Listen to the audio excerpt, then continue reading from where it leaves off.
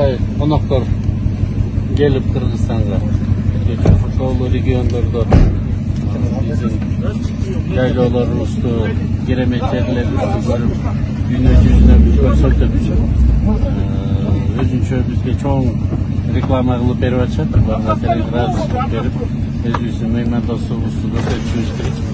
Министрлер кабинетинин төрагасы Акылбек Жапаров Наран облусуна болгон иш сапарынын алкагында дүйнөнү кыдырып жүргөн белгилүү туристтердин тобу менен Соң көлдө жолукту. Бул тууралуу 27-июнда өкмөттүн басма сөз кызматынан кабарлашты.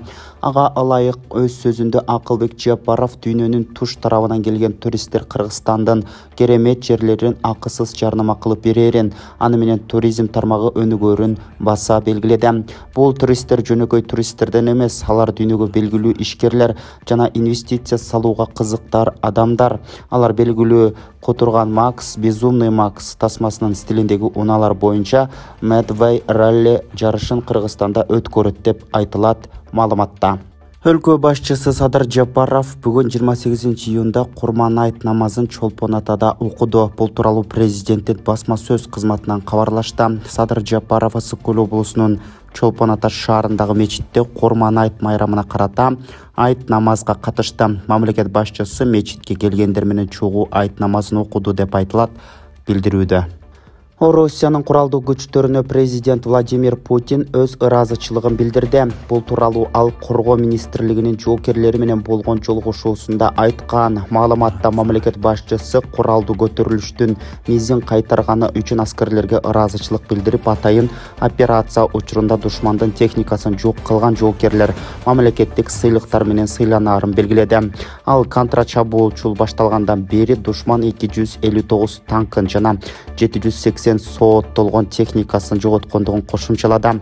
Мындан тышкары Путин аскер кызматкерлерине кайрылуусунда орус эли жана куралдуу күчтөрү козголоңчуларды колдогон жок деп билдирди.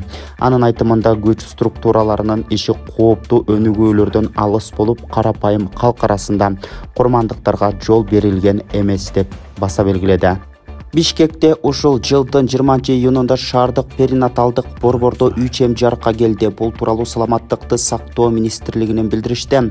Маалым болгондой 33 жаштагы Насипкан эркин кызы 1 уул жана 2 кызды жарка алып келген. Ал биринчи наристесин уулун 1 килограмм 400 грамм салмакта төрөсө, кыздарын 1 килограмм 740 грамм жана 1 килограмм 690 грамм салмакта төрөдү. Белгилеп кетсек, ымыркайлар төрөлгөндө 3 күн жандандыруу бөлүмүндө жана интенсивдүү терапия шартында болушкан. Алардын абалы турукташкандан кийин 23-июнда экинчи этаптагы кам көрүү бөлүмүнө которушкан. Ымыркайлар учурда апасынын жанында дарыланууну улантышууда. Кыргызстандын улуттук курама командасынын вице-капитаны жана чабуулчусу Мирлан Мурзаев Вьетнамдын жогорку лигасындагы Ханой футболдук клубу менен келишим түздү. Бул тууралуу Ак Шумкар курамасы өзүнүн Telegram каналында билдирди. Маалыматка ылайык, өткөн сезондо Мурзаев Индия чемпионатында ойногон, анда 11 беттеш өткөрүп 2 гол киргизип 3 голдук пас берген. Мирлан Мурзаевдин Кыргызстандын улуттук курамасындагы дебюту 2009-жылы болгон. Ал 59 беттеш өткөрүп 16 гол киргизе алган. Белгилеп кетсек, спортчу улуттук курамада 2009-жылы дебют жасап, жалпысынан 59 беттеш өткөрүп 16 гол киргизе алган. Ошондой эле Бишкек шаарындагы Турдакун Усубалиев атындагы аянтта Курман айт намазы окулду. Ага миңдеген адамдар катышышты. Министрлер кабинетинин төрагасы Акылбек Жапаров, улуттук коопсуздук мамлекеттик комитетинин башчысы Камчыбек Ташиев баш болгон бийлик өкүлдөрү катышышты. Министрлер кабинетинин төрагасынын орун басары Бакыт Төрөбаев кече 27-июнда өлкөдө табигый таза өсүмдүктөрдү өстүрүү үчүн ин-витро лабораториясын куруу үчүн тиешелүү адистердин катышуусунда пилоттук долбоорду ишке ашыруу боюнча жыйын өткөрдү. Бул тууралуу өкмөттүн басма сөз кызматынан билдиришти. Маалыматка ылайык жолугушуунун жыйынтыгында Бакыт Төрөбаев Скрябин атындагы Кыргыз улуттук агрардык университетине жана айыл чарба министрлигинин органикалык айыл чарба департаментинде 1 жумалык мөөнөткө аткара турган тиешелүү тапшырмаларды берди. Инвитро лабораториясынын негизги милдети ар кандай өсүмдүктөрдүн вирустарды жана башка оорулары жок көчөттөрдү өстүрүү болуп саналат. Ошондой эле клондоштуруу аркылуу өсүмдүктөрдүн эски сортторун калыбына келтирүүгө жана алардын санын көбөйтүүгө болот. Бул лаборатория ишке киргизилсе, жылына 500 000 көчөт өндүрүү мүмкүнчүлүгү түзүлөрү пландалууда деп айтылат маалыматта.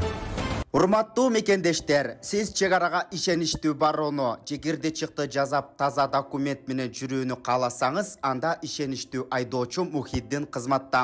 Ортомчусуз стаканса чек арага өз алып кирип алып чыгат. Заманбап комфорт машинада жылуу жумшак барып келесиз. Ак кеме же Москвардан келдим десеңиз, бекер кара тизмеден текшерип документке жардам берет. 24 саат WhatsApp жана байланыш +8 926 213 0060 +8 965 402 93 Мухиддин.